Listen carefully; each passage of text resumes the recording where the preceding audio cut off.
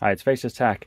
I've been looking around at different people doing different sort of DS Lite mods and stuff. One kit that did catch my eye from, I don't know if I'm pronouncing this correctly, Digia mods, which basically let you have a DS Lite with the top screen and TV out, and you think that's no big deal.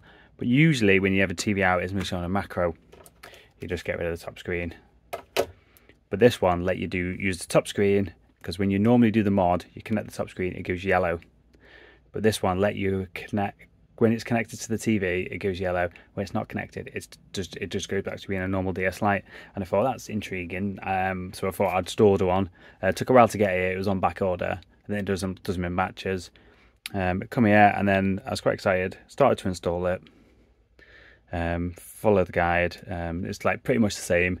You just solder the 5 points on the back of the PCB for the top connector. Connect them to the TV out bit, and then there was like a nice little. It was going to be USB-C TV out, which I made up like a special RCA cable. I couldn't get that to work, and then at that point I thought, you know what? I couldn't get it to charge as well. It could charge, but it would only charge with a USB-A to C cable, but one that had a shielded sort of connector on it, which was normally like the expensive connector, like the one you get with your Switch. If you ever bought a Switch, you'll get a USB-A to C cable with that, and that's the kind of the cable you'll get will charge it. But you couldn't just put a normal A to C cable on there and it would charge, and it wouldn't work with C to C, which you know how much I hate that. So I just thought, I know what I'm going to do. I'm going to reverse engineer this, do it my own way. So basically, I'll give you a quick rundown of the mod. Let's see which switch we're in. This is in stock mode. If you want to just play your DS, you just don't want screen out, you just want to play your DS like you do. Like that. But then if you put it in TV out mode, flip my switch, you'll notice top screen is yellow. So here comes my little monitor. Then we're going to plug in the USB-C to it, and there you go. You got the screen switching, which is nice. I got this is the kit by Luke. He does a little kit that has you can have 3 switches in there. Click it in and out. It's gone off. Click it in and out.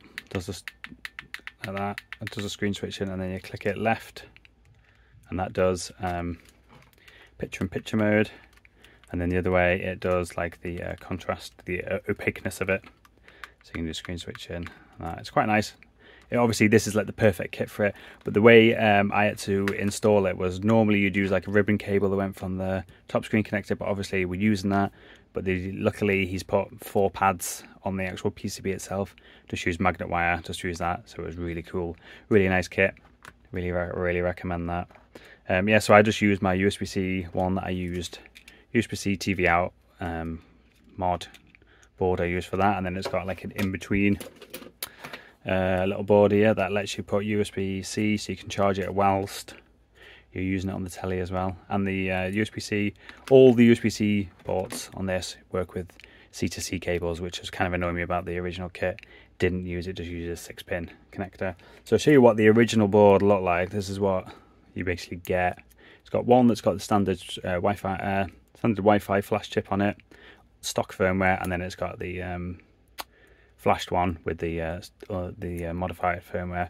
It's got some resistors here, so when this little detect pin here, which is normally connected to the USB-C cable, when that's plugged in, it pulls it basically to ground, and then it puts the flashed modified chip that goes into service, and then the other way around, when you plug it, unplug it, it just goes back to stock firmware. So I basically reverse engineered it and come up with my own board that looks exactly the same. I'm going to release that, I think, as a kit. Please support the original supporter, but I just thought I'd want to, if anyone wants to look at the schematic, how it works, because that's what I was more interested in than anything. But yeah, and then I just soldered my detect pin to the switch that I had in. Basically what I did was cut out, you know, where the lanyard goes, you just cut out the middle bit, and there's like a little bit of a housing bit behind it. Just shave all that down, and then you can put just hot glue to switch in there, and then that's that.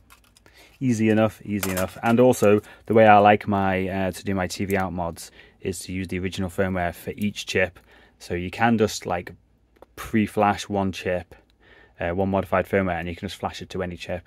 But the thing is that it won't work with the Wi-Fi multiplayer mode, which is kind of, you know, I think a lot of people do like. Most people probably won't use it, but they get the odd people that do, so I like to do that, and that's why I did this. I basically modified, dumped one original firmware, flashed it to the chip, so you had two chips the same, and then took the other one, which was the A1, and then you flash the Flash Me version 8 to it, and then you dump that, patch it, flash it back, and then that gives you the TV out firmware, which is the yellow screen. I don't know what it is about the top screen. Obviously it must be something to do with the firmware or whatnot, but this is probably the best. This is like the ultimate DS Lite. I really like this. This was just built out of parts that I had just lying around from other destroyed units.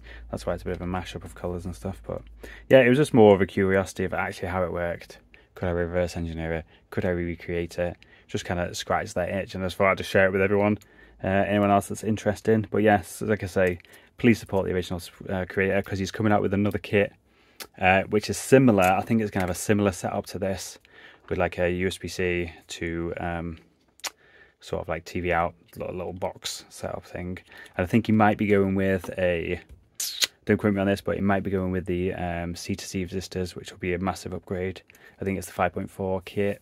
So yeah, please buy that if you are interested in this. It's kind of ready-made, ready to go, just solder a few bits and bobs in. This thing, you'd have to, you know, you'd have to get the board made, you'd have to flash all the different chips and stuff, and then solder them all in, order the parts. It doesn't really work out cheaper.